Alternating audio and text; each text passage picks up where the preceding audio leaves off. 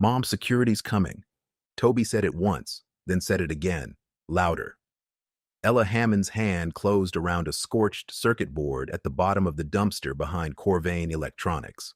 Before we continue, comment your city and local time. Then let's uncover why Revision 3rd B mattered. Her 10-year-old son stood at the fence line, holding her backpack and a cloth roll of tools. Two carts were already crossing the lot toward her. Ella planted one boot against the side and reached for the rim.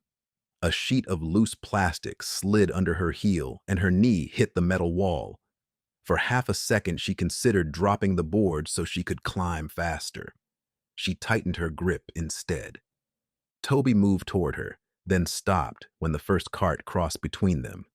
He shifted the tool roll under one arm and nearly dropped the backpack. Ella told him to stay by the fence. She tried to sound calm enough that he might believe she had planned any of this. She knew whose building this was. Gregory Armstrong ran Corvane, a $4 billion company with 60,000 employees. His picture hung in the Long Beach headquarters lobby, 10 feet tall. Elle had 30 seconds to climb out of his trash. She didn't make it. The cart stopped and guards stepped down, and behind them a black SUV rolled up close. Armstrong got out with 3 executives who had been touring the loading dock. Employees drifted over from the shipping bay to watch, phones already out. A guard pulled her cart away from the fence. Armstrong looked at the woman standing in his dumpster, dust on her sleeves, and shook his head.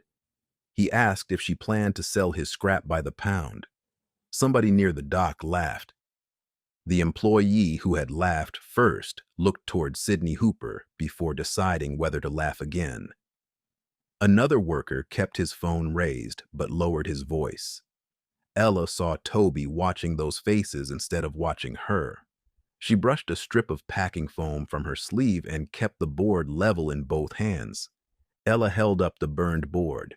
She said it came from a prototype she had helped build years ago before Corvane owned it. Armstrong took the board and lifted it between 2 fingers like something dead. Then it belongs in the trash.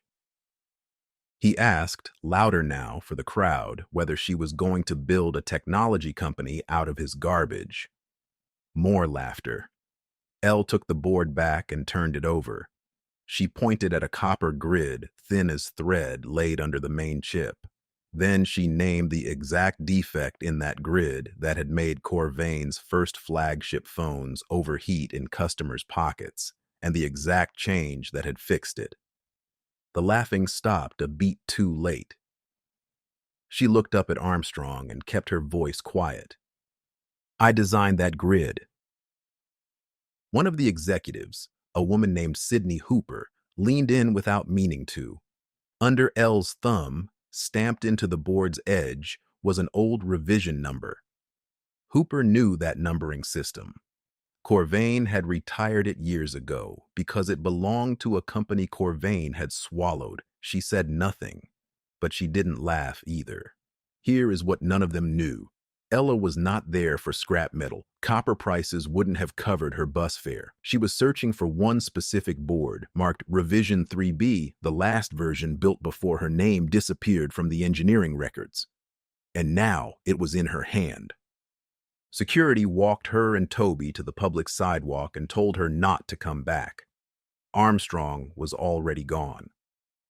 On the walk to the bus stop, Toby carried the board wrapped in his jacket, careful the way he carried his science project. He waited 2 blocks before he asked his question. If you prove it, can we stay here? Elle stopped walking.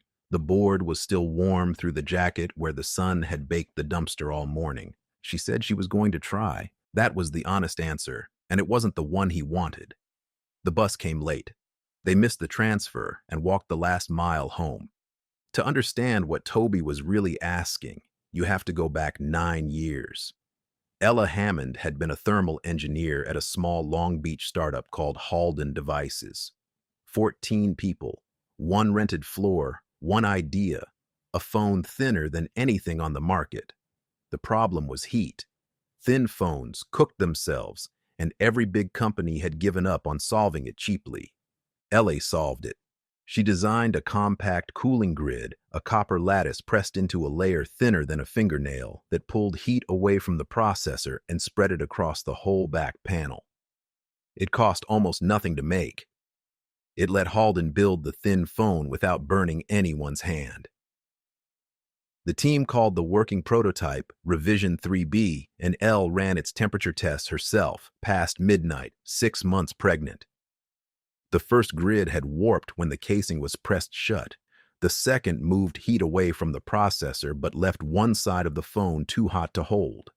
Elle changed the channel spacing, cut new test sheets by hand, and ran the same cycle until the readings stayed even. Revision 3. B was not a sudden idea.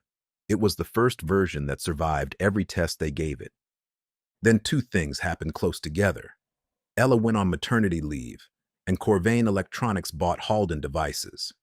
When she tried to come back, her badge didn't work. Human Resources said her contract had been terminated during the acquisition. Her design files were gone from the servers. She had brought Toby with her that morning because the person who promised to watch him canceled. He slept against her chest while the receptionist made 3 calls from behind the glass. A cardboard box arrived at her apartment 2 weeks later with a coffee mug, 2 notebooks, and a sweater. None of the drawings or signed test sheets were inside.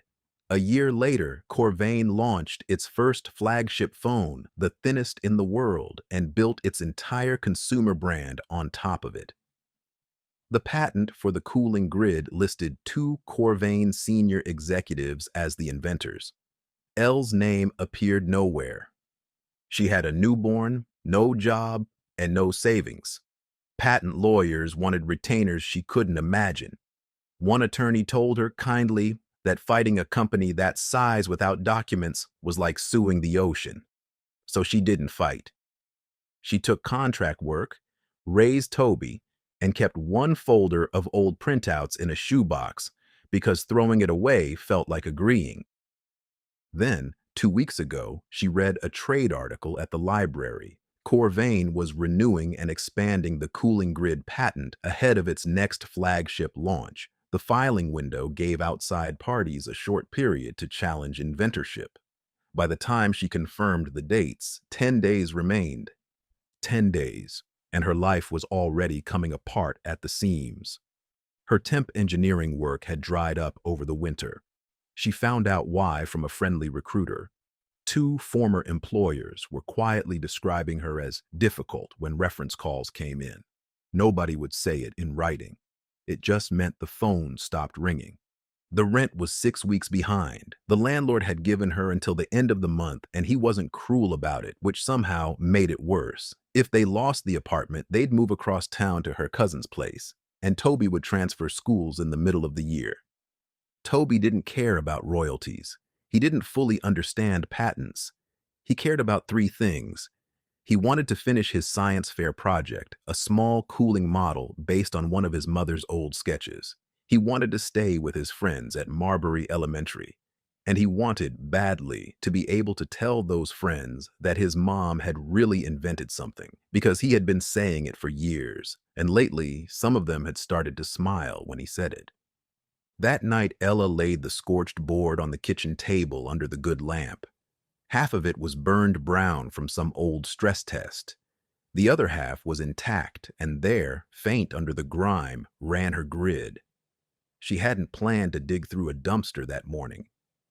She had gone to Corvane's public entrance to request her old employment records, been turned away at the desk, and then, walking to the bus, seen the roll-off container behind the fence with a demolition notice zip-tied to it. Corvane was clearing an old Halden storage annex. Everything inside was going to a landfill by Friday. She had stood at that fence for 10 minutes, doing the math on what she was about to become in front of her son. Then she'd climbed. Now she had the board, and no idea yet whether it could prove anything. A circuit board doesn't carry a signature. She turned it over twice and made herself stop. because staring at it was starting to feel like praying. Toby's light was still on. She found him at his desk, not working, just sitting with his science fair form. It needed a parent's signature and a $20 materials fee by Friday. He hadn't asked for the $20. He'd had the form for a week and hadn't mentioned it once. Elle signed the form and put it in his backpack. The $20 she would figure out. In the morning, she decided she would do this properly. Walk into Corvane through the front door, show them the board, and give the system a chance to work. She still believed that night that somewhere in that building was one person who would look at the evidence and simply tell the truth. She was about to find out what 60,000 employees are paid to protect. The front door of Corvane Electronics was glass, 40 feet tall, and Ella walked through it at 9 the next morning with the board in a padded envelope. She had pressed her one good blazer. The receptionist asked whether she had an appointment. Elle explained why she was there, first in one sentence, and then from the beginning. She waited 40 minutes beneath Armstrong's lobby portrait while employees crossed the security gates without looking at her. By the time Vaughn arrived, the padded envelope had left a damp line across her palm. She asked the desk for corporate security because the guard at the dumpster had told her any property dispute went through them. A man named Kieran Vaughn came down, Corvane's security chief, gray crew cut, polite as a locked door. Vaughn listened to her whole account without interrupting. Then he took one photograph of the board and told her its status. It was company property, removed from a secured disposal container, which made it stolen. He said Corvane would hold off on a trespassing complaint for now, as a courtesy. He advised her to leave the board with him. She didn't. Elle asked whether leaving it would produce a receipt. Vaughn said the property office could issue one after intake. She asked whether that receipt would record the date stamp, the revision number, and the lab code before anyone cleaned or moved the board. He told her only that Corvane handled evidence according to procedure. Human Resources was next, a phone call from the lobby. Her employment records from Halden had been legally archived after the acquisition, a woman explained, and archived meant a retrieval request, and a retrieval request meant written approval from legal. The acquisitions office said the original Halden files had been corrupted during a server migration years ago. Corrupted. The word was so smooth it had clearly been used before. By noon, she reached Corvane's patent counsel, a tired-sounding man who at least talked to her like an adult. He told her the hard truth as he saw it. A circuit board in her hands proved only that she had once handled company property. It didn't prove she designed anything. Anyone in that building could dig a board out of a bin and call it theirs. At 4 o'clock, Camilla Long asked to see her. Long was Corvane's general counsel, and she met Elle in a small conference room with a paper cup of water and a single printed page. Her offer was simple. Corvane would drop all trespassing matters permanently if Elle signed a statement confirming she had made no contribution to the patented cooling technology. Long slid the page across and said, not unkindly, that this was the best exit Elle would ever be offered. Elle read the statement twice, one signature, and the pressure stopped. One signature, and she told her son the friends were right to smile. She slid the page back unsigned and stood up. Long watched her go and, for just a moment, looked less like a lawyer and more like someone doing arithmetic she didn't enjoy. Upstairs, Armstrong got the summary in 4 sentences from his legal team. Former junior employee from the Halden purchase, no documents, no counsel, seeking money. He accepted it the way he accepted most briefings without looking up. He had built Corvane by not personally rechecking things 60,000 people were paid to check. Sydney Hooper received the same legal summary Armstrong did, but the loading dock image stayed with her. She opened an old Corvane integration guide and searched for the revision 3B prefix. The document led only to an archived Halden index she could not access without legal approval. She closed the request window before submitting it, then wrote the index number on a note she kept inside her folder. What he didn't control was the internet. Someone on the loading dock had filmed the dumpster scene, and by Wednesday the clip was everywhere. "Then it belongs in the trash," said the billionaire, holding the board like a dead rat, and the comments split down the middle. Half the internet laughed at the dumpster lady. The other half slowed the video down and noticed the woman diagnosing a famous hardware flaw from memory. The clip reached Marbury Elementary by Thursday morning. A fifth grader played it for half the cafeteria and pointed at Toby. He had a name ready for Elle, the garbage inventor. Toby didn't tell her any of that. Elle only learned pieces later from a teacher's careful phone call. What she saw that night was this: her son at his desk with a screwdriver taking his science fair model apart. Not smashing it, unscrewing it piece by piece and laying the parts in a shoebox like he was putting something away for good. She stood in the doorway. He said the project was dumb anyway. She didn't argue, because arguing would have made him defend the sentence. She sat on the floor next to his desk and picked up the little copper coil he'd wound himself and put it back down and stayed until he stopped. The copper coil had one uneven turn where Toby's hand had slipped. Elle had offered to redo it the week before, and he had refused because it still worked. Now he placed that coil in the box last.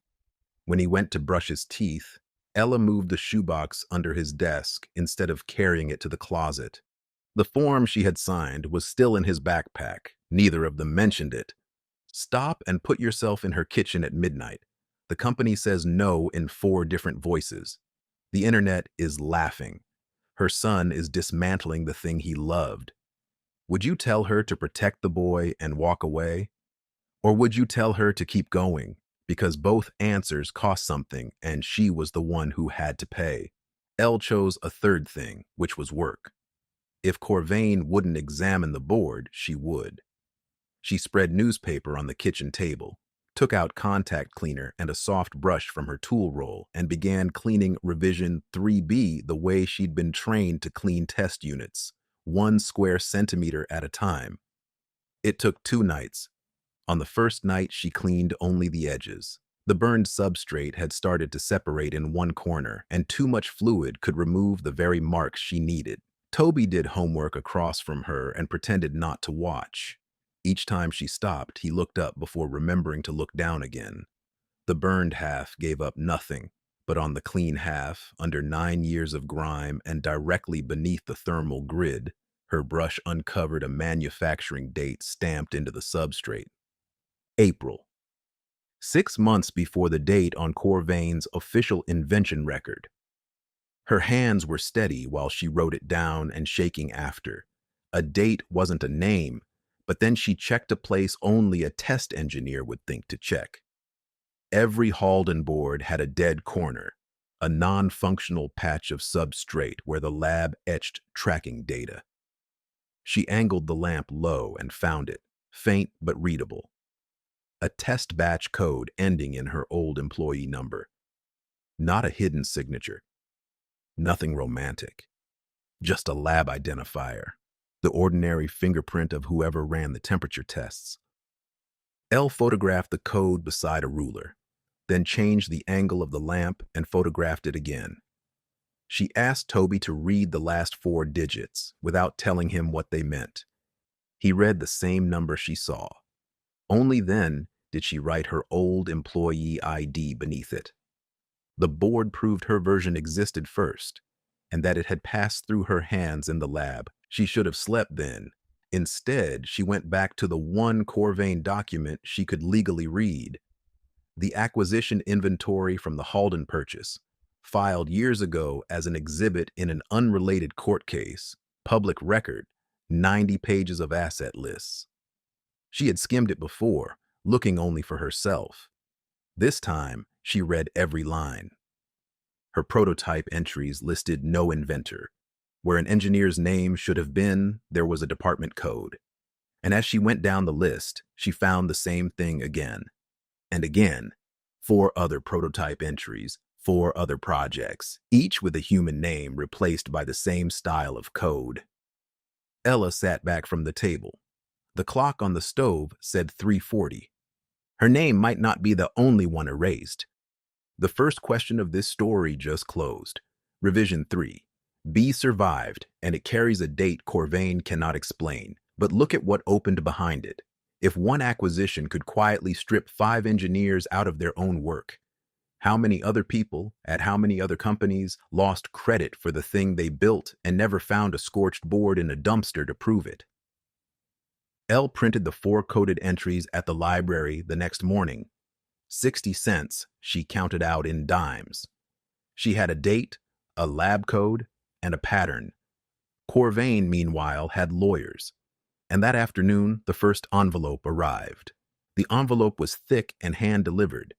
Corvane had filed for an emergency court order demanding the return of all components removed from its disposal containers, naming Elle Hammond directly.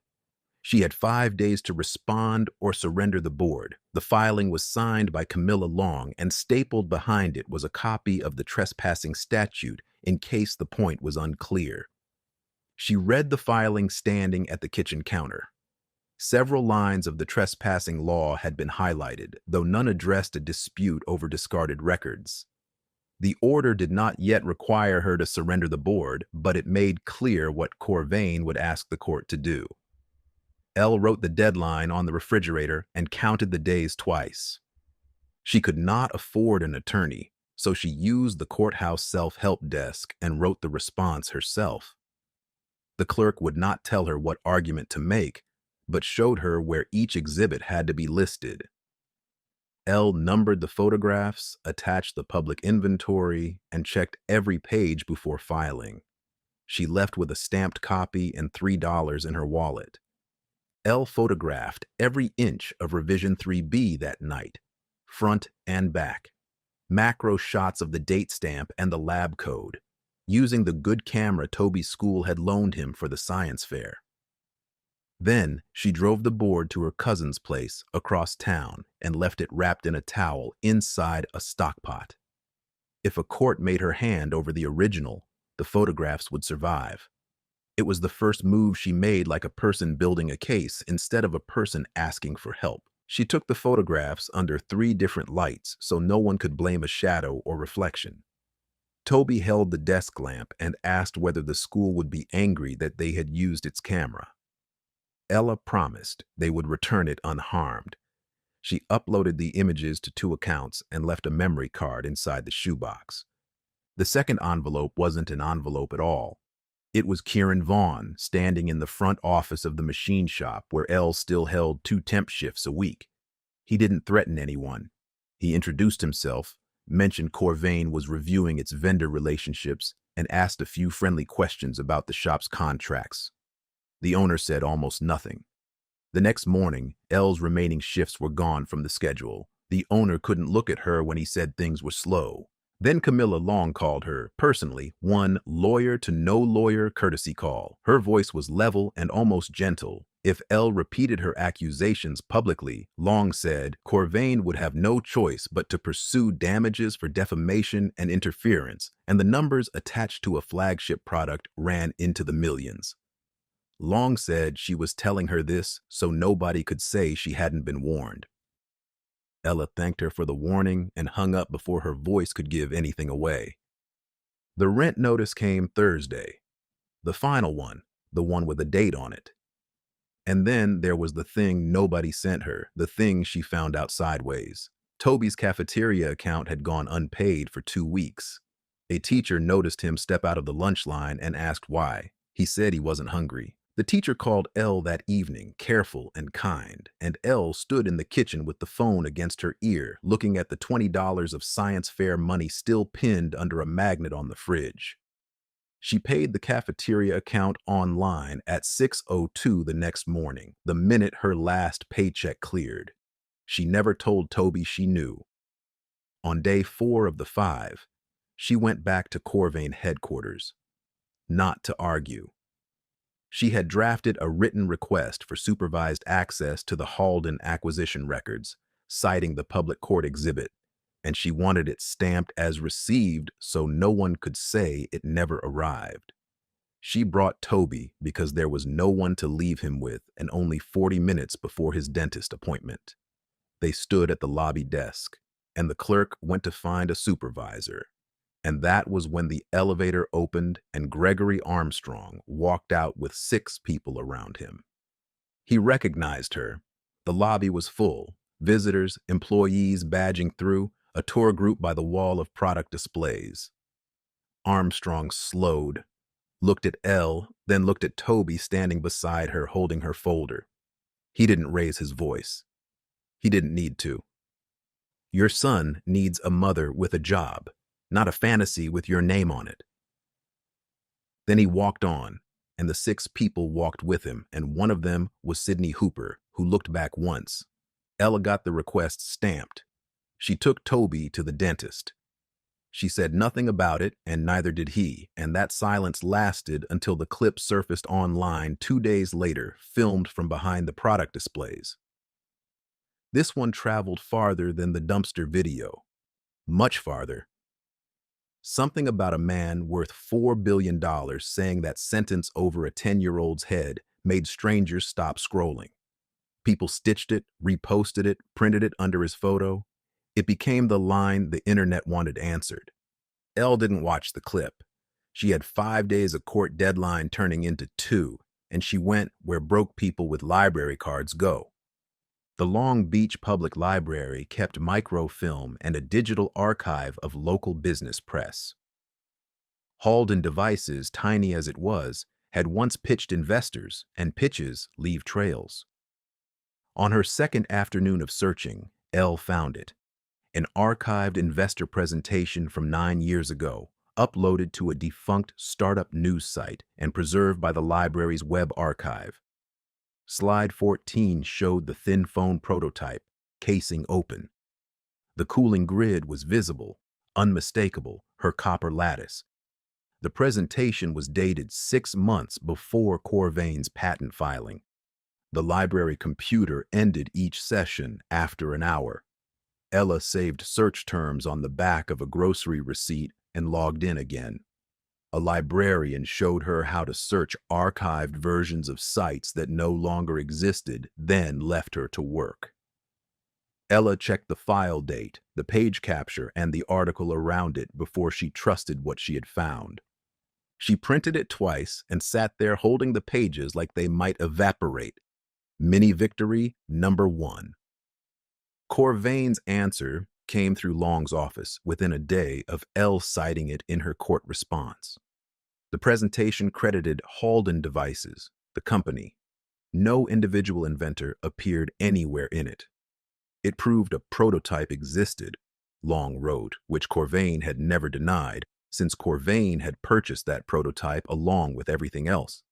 It proved nothing about Elle Hammond. So Elle went home and did the thing she'd been avoiding, because it hurt. She opened the shoebox. 9 years of not quite throwing it away had preserved a mess. Pay stubs, a badge photo, a Halden holiday party flyer. And 2 things that mattered.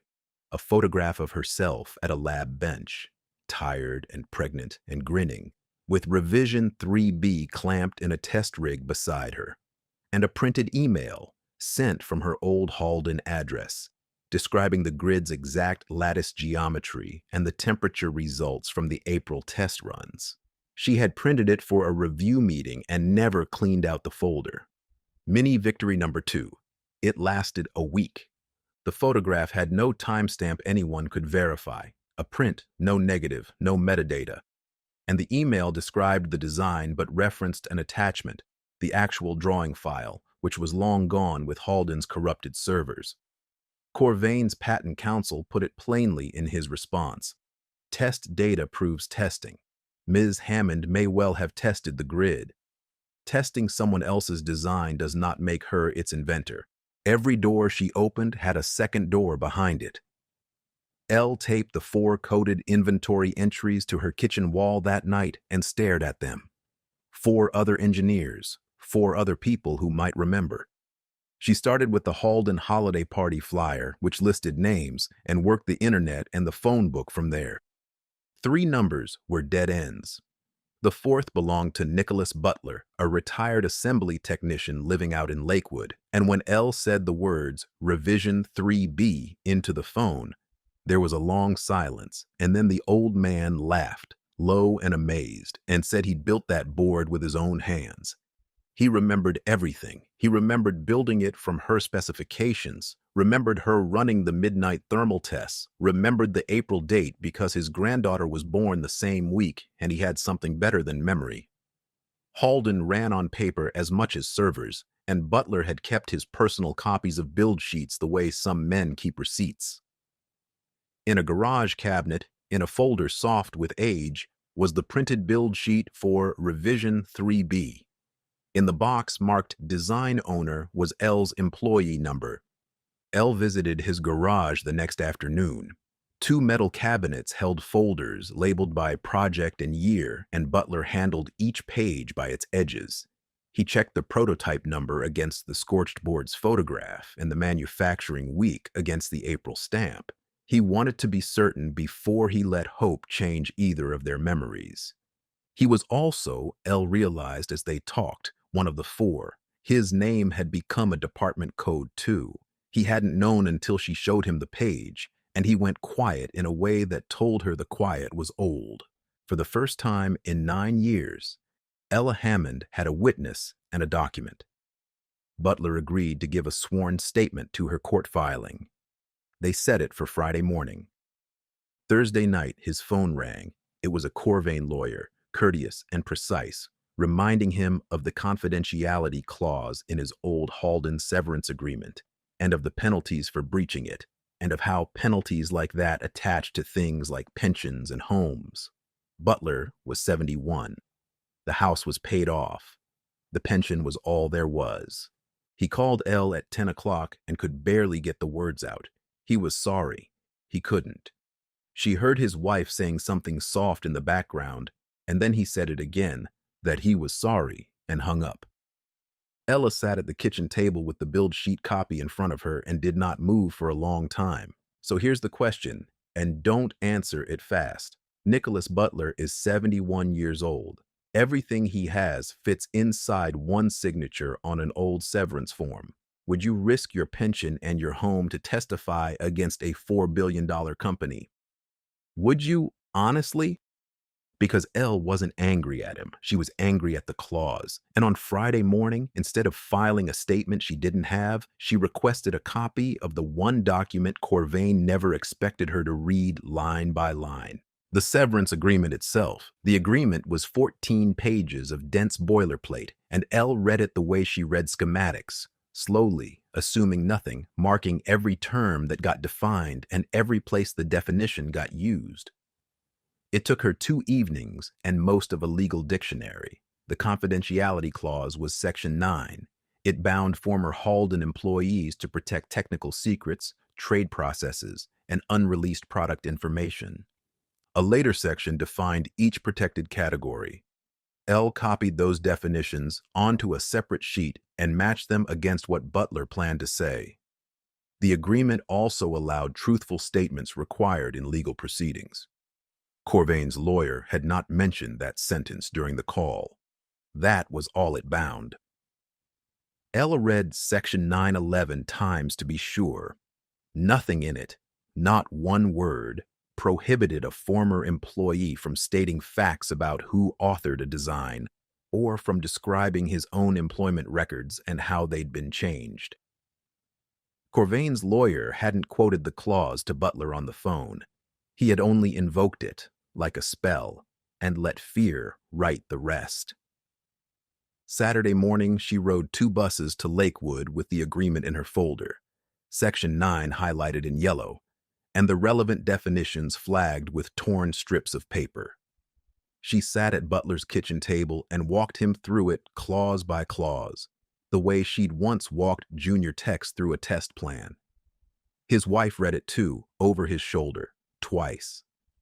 Authorship is not a trade secret, Elle said. Your own name is not confidential information. Butler was quiet for a while. Then he said something that changed her whole plan. He would testify, but not in a deposition room, not behind closed doors where Corvane's lawyers could grind at him for 6 hours and then bury the transcript in a settlement. If he was going to spend his courage, he wanted it spent where it couldn't be quietly erased. He'd watched a company erase him once already, on paper, without his noticing. He wasn't going to help them do it a second time in private. Ella rode the bus home, turning that over. Her court challenge was alive but slow, and Corvane's motions were designed to make slow fatal. Her rent deadline was 9 days out. The patent challenge window was closing. Every private channel ran through rooms Corvane controlled. Their security desk, their HR line, their conference rooms, their courtrooms full of their outside counsel. She had spent 3 weeks asking to be let into rooms. She stopped asking that night. She sat down and made a list of rooms Corvane could not lock, and near the top, circled twice, was one she'd read about in the same trade article that started all this. Corvane's annual shareholder meeting, 10 days away, live streamed, and open by law and by the company's own bylaws to any shareholder, with a public question period at the end. One share of Corvane stock cost $81. Elle sold her good camera lens and her grandmother's sewing machine, bought one share through a discount broker, and printed her ownership confirmation. The lens sold quickly.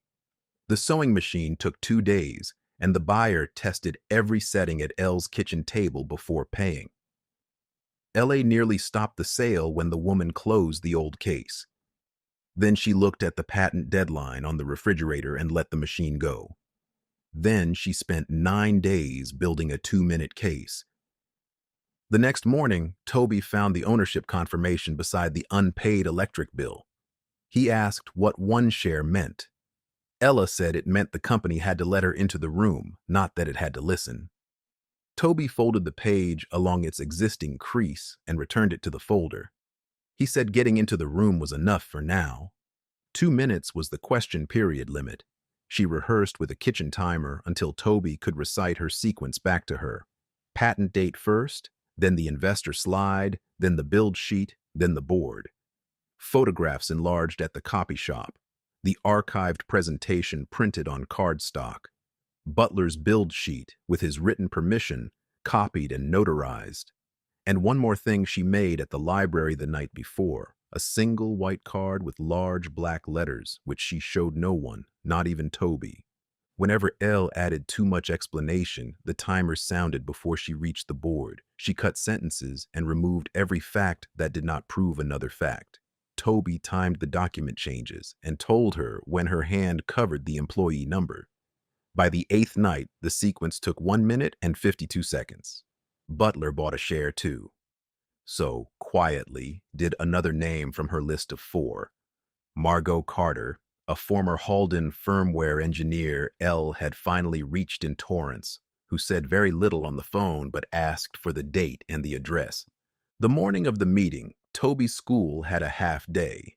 Ella took that as the universe removing an excuse and brought him in his collared shirt, with instructions to sit with Butler's wife and say nothing.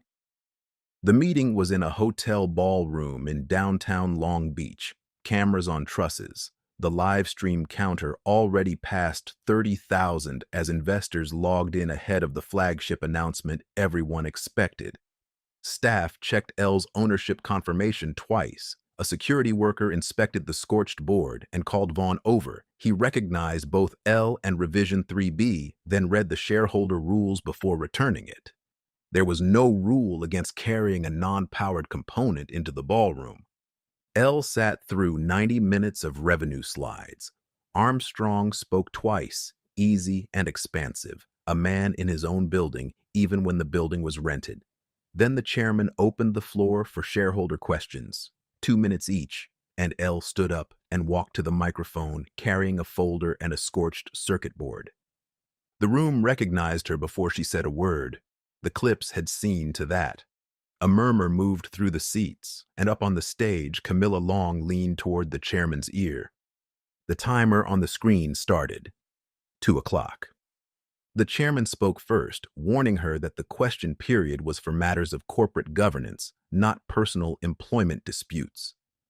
Elle said her question was about the accuracy of the company's patent records, which its next product depended on, and started talking before anyone could rule on that. She stated Corvane's official invention date for the thermal control grid, October, straight from the patent filing. Simple fact, no accusation. The clock ran. 1:30. She held up the archived investor presentation, slide 14 enlarged to poster size, the grid clearly visible inside the Halden prototype, dated 6 months before that October filing. Camilla Long was on her feet at the second lectern, calling the document unverified and irrelevant to a shareholder meeting. Elle didn't argue with her. Arguing was what the clock was for. She just set the poster down where the cameras could hold it. 1 o'clock. She slid Butler's build sheet under the document camera, feeding the ballroom screens. It filled the wall behind the stage, 40 feet wide. In the design owner box, beside the words Thermal Grid Design, was an employee number, hers, and then, 12 rows back, Nicholas Butler stood up. He gave his name. He gave his old Halden badge number. He said he was one of 5 engineers whose names had been replaced by department codes in the acquisition inventory, and that he had personally assembled Revision 3B from Elle Hammond's specifications, and that the build sheet on the screen was his own record, kept for 20 years. His voice shook at the start and not at the end. The gavel came down. The chairman said the speaker was out of order. Security began moving up the side aisle, unhurried, 2 of them, with Kieran Vaughn walking behind. 0:30. Armstrong took his own microphone, and his voice was almost weary. He said she was embarrassing herself, and worse, embarrassing her son, chasing this in public. Elle looked at him for 1 second. Then she took the scorched board from the folder and laid it under the document camera, angled to the manufacturing stamp, and beside it laid the patent's front page. 2 dates filled the 40-foot screen. April, October. The chairman ordered her microphone cut. The sound tech obeyed. Her audio died mid-breath. It didn't matter. The screen was still live, and 40,000 viewers were looking at 2 dates that could not both be true.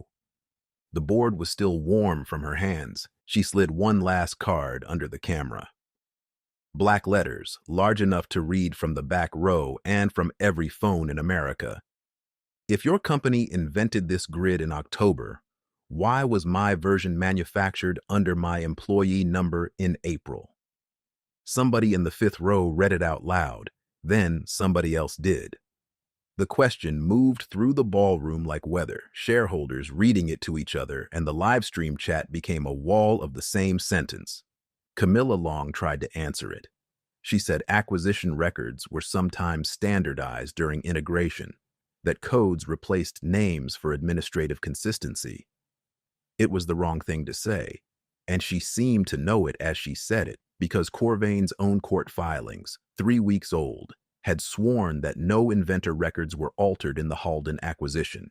Standardized and never altered could not live in the same company. Elle, microphone dead, turned over her final page under the camera, the inventory excerpt, 4 more names replaced by 4 department codes highlighted. Butler was still standing. And in the back row, Margot Carter stood too and gave her name. The security guards had stopped walking somewhere around row 10. Vaughn looked at the stage for instructions. Nobody gave him any. On the floor, a fund manager holding 2 million shares called out that the live stream should stay on and the meeting continue, and other voices joined him, and the chairman looked at Armstrong, and Armstrong, for the first time anyone in that room could remember, had nothing to say. The timer above the stage read 0 minutes. It had run out 40 seconds ago. Nobody in the room was looking at the timer. What happened next did not happen in one dramatic hour. It happened in motions and memos over weeks, which is how these things actually move. But it moved. Before the meeting ended, the fund manager formally requested a board response on the record. Cornered on a live feed, the board announced it would suspend the patent expansion pending an independent review of inventorship. 2 days later, Corvane quietly withdrew its emergency order and its trespassing complaint against Elle Hammond. Camilla Long's office sent the withdrawal notice without a cover letter.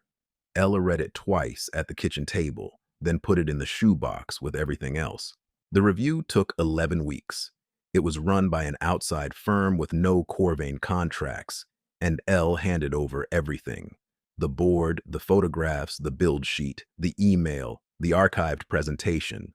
Ella did not hand over the original board until the reviewers photographed every mark and signed a chain of custody receipt. During the interviews, they asked her to repeat the Halden timeline more than once. When she was unsure whether one meeting happened on a Tuesday or Wednesday, she said so. She wanted the record accurate, not polished. The 11 weeks did not feel like a victory. Elle took short repair jobs, borrowed her cousin's car, and checked the mailbox before letting Toby see her face. Some days brought a request for another document. Other days brought nothing at all. She kept rebuilding the same timeline because waiting without work felt too close to surrender. Butler gave his statement in full, on the record, in daylight. So did Margot Carter. The clause that had frightened him for 20 years turned out to hold exactly as much power as Elle had said it did. None over the truth of a name. The findings came back plain.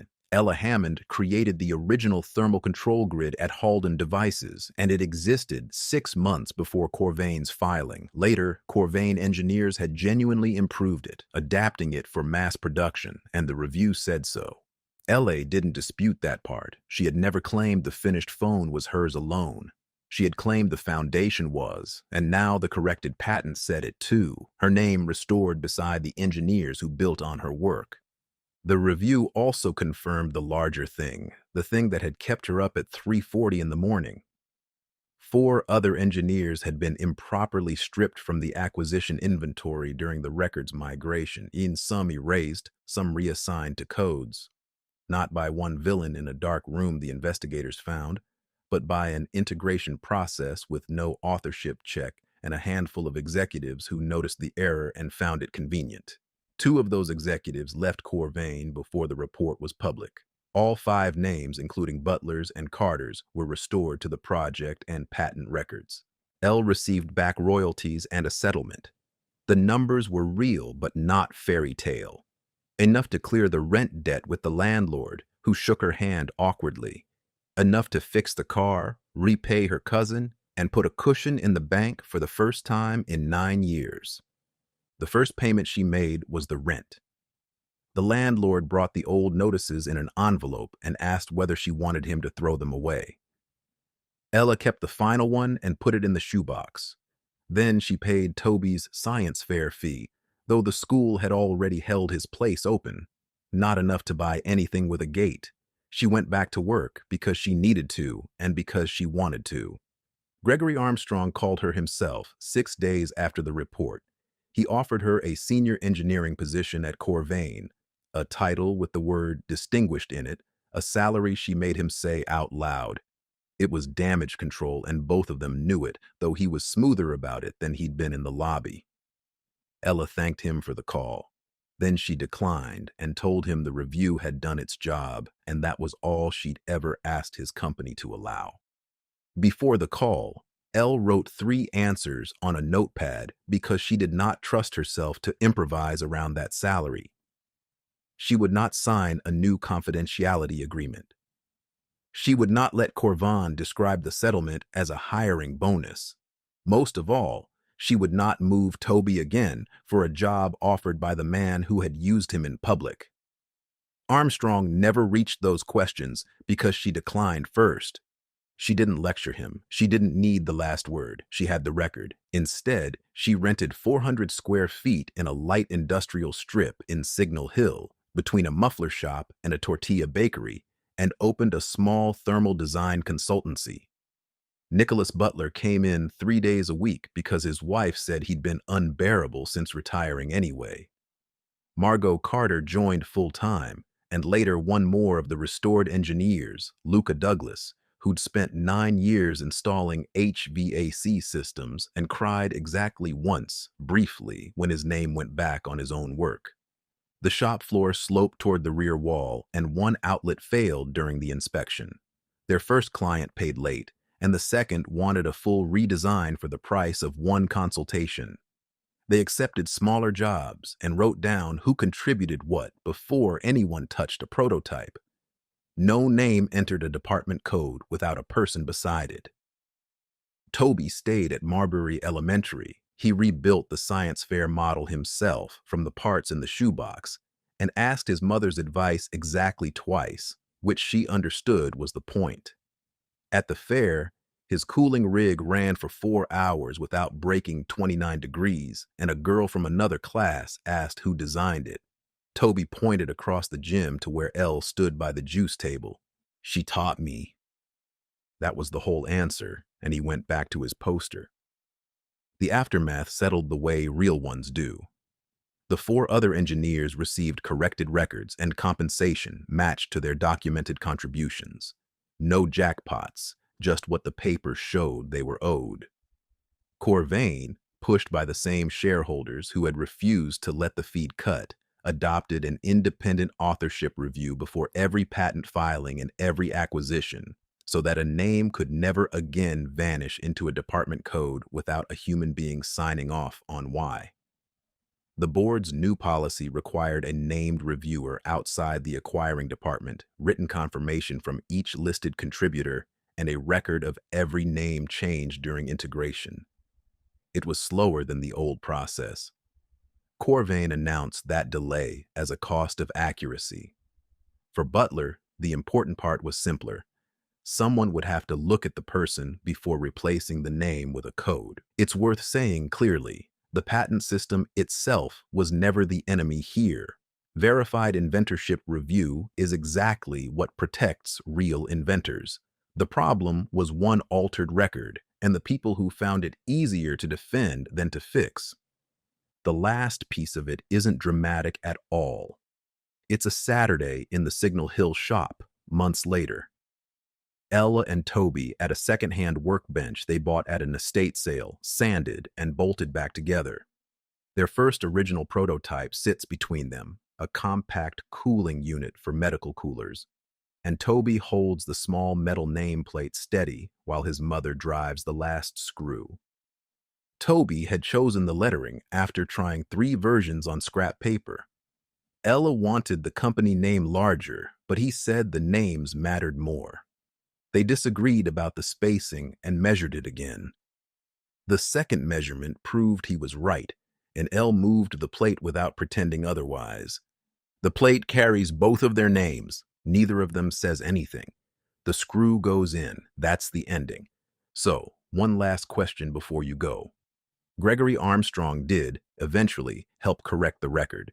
His board funded the review, restored the names, paid what was owed. But he did it after 40,000 people saw 2 dates on a screen, after his own general counsel contradicted his own court filings in public, after the story was already loose.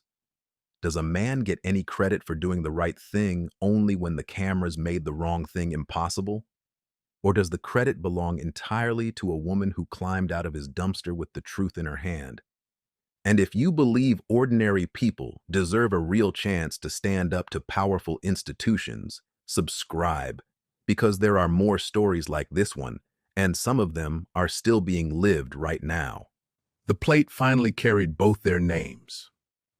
Comment your thoughts and subscribe to Malrick Coleman for more hard-earned justice.